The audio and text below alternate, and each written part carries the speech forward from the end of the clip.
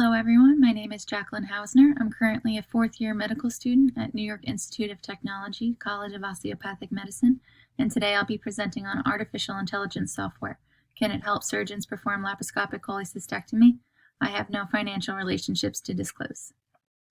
As many of us may have seen over the past few years, artificial intelligence is a tool that's becoming increasingly researched and employed across various medical specialties and subspecialties. With the ability of computers to scan and output data regarding chest x-rays, MRIs, CTs, and other imaging modalities, more technology is being developed to incorporate that utility of artificial intelligence into real-time adjuncts that can be used by physicians and surgeons, and in this case, specifically regarding the identification of the critical view of safety in laparoscopic cholecystectomies. Bile duct injuries, while not the most common cause of injury during laparoscopic cholecystectomies, is a devastating one, with its incidence still hovering at about 2,500 per year. Interestingly enough, the incidence of bile duct injury used to be a little lower at 0.1 to 0.2% during open cholecystectomies, but it has increased about 2 to 3 times that to 0.4 to 0.6% after the introduction and universal adoption of laparoscopic cholecystectomy. This increase in incidence of bile duct injury in open versus lap procedures has been largely attributed to the misidentification of important anatomical landmarks.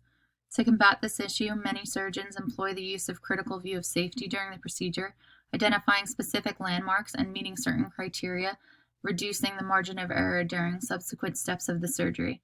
And while it's easy enough to somewhat eyeball the critical view of safety during the procedure, a new software named Cholecystectomy AI Surgeon's Jarvis has been developed to analyze the laparoscopic image both in real time and from saved views to aid surgeons in ensuring the critical view of safety has been attained.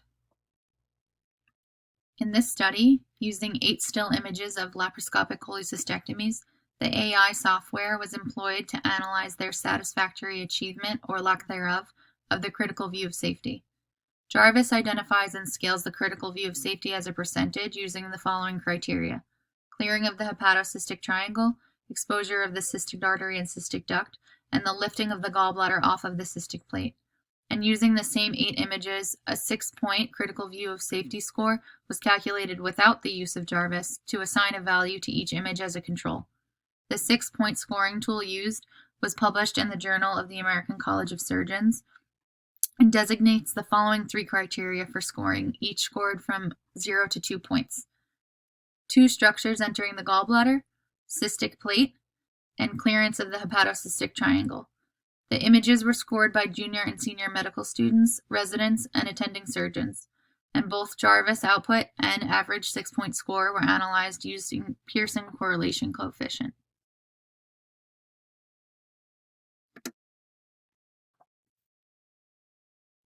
The next 2 slides will be laid out in an identical patterns with the corresponding Jarvis output to the right of each image and the 6-point CVS score in the middle next to their corresponding images as well.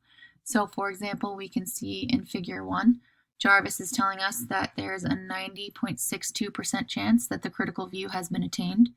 The hepatocystic triangle has been cleared 85.55%. Cystic duct has been exposed 90.62%, and the gallbladder lifted off of the cystic plate 5.86%. So the highlighted text in gray on the top is telling you everything that has been done, and the plain text on the bottom of each Jarvis output is telling you how much there is left to do. In figures 1 through 4, we can see that Jarvis is giving us relatively high probabilities that range from 89.06% to 95.31% that we do have the critical view. And this corresponds well with the 6-point scale score that we have given it in the middle. As you can see, they are rating between 4 and 6 on average, and this correlates with the higher percentage that the Jarvis output is given us.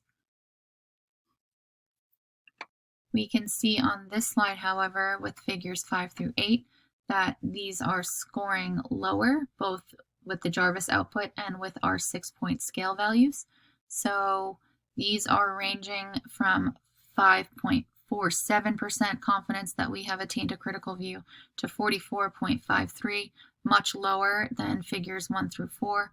And our scales are showing values of 1, 2, and 3, whereas the others were showing between 4 and 6.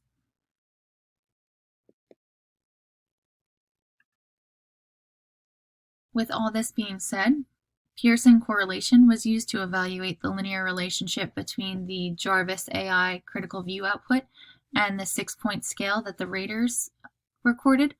Accordingly, the linear relationship was 0.84 with a p-value of 0.009. And these analyses confirm the ability of the cholecystectomy AI surgeon's Jarvis software to discriminate between a well-achieved critical view of safety and a poorly achieved one. Furthermore, an individualized statistical analysis suggested that the AI correlated more closely with the analysis of experienced surgeons versus the junior and senior medical students.